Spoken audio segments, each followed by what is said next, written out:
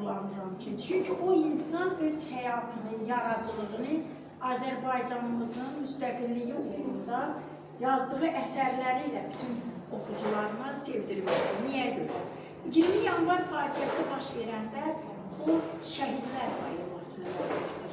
Yəqin ki, çoxlarımız o qərənfillə bağlı, qərənfil adlı qərənfil şeirini çoxlarımız əzbərdən bilirlər. Böyük bir kitabını çap etdirmişdir. Şənbə gecəsinə gedən yol. Siz bilirsiniz ki, 20 yanvar faciəsi 19-u 20-sinə keçən gecə baş verdiyinə görə Şənbə gecəsinə gedən yol adlı bir əsəri ilə oxucularını diqqətini çəkmişdir. Hal-hazırda mənim ev kitabxanamda həmin onun əsərləri var. Yəni biz Bəxtiyar Vahabzadə haqqında çox danışa bilərik. Bəxtiyar Vahabzadə uzun illər Bakı Dövlət Universitetində müəllim kimi çalışmışdır, yəni müəllim olmuşdur. Sonra Bəxtiyar Vahabzadənin bir kitabı var, Payız Düşüncələri.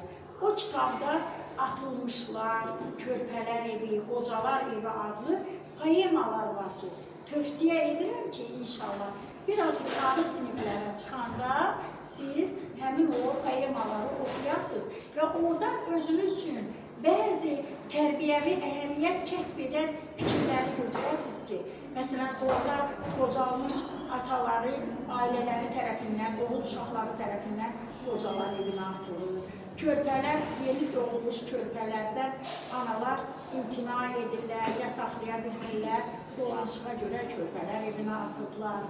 Yəni, bu cür əsərləri biz oxumaqla şərt o deyil ki, elə hamı bir əsər yazdı, çap elətdirdi, qaldı orada. Xeyr, biz bu kitabları oxuduqca özümüzə lazım olan bəzi cəhətləri, tərbiyəvi əhəmiyyət kəsb edən cəhətləri, əməyə olan, zəhmətə olan, sevgini torpağımıza, xalqımıza, vətənimizə olan bütün o sevgimizi biz o əsərlərdən alırıq. Onlardan biri də Bəxtiyar Vahabzadədir.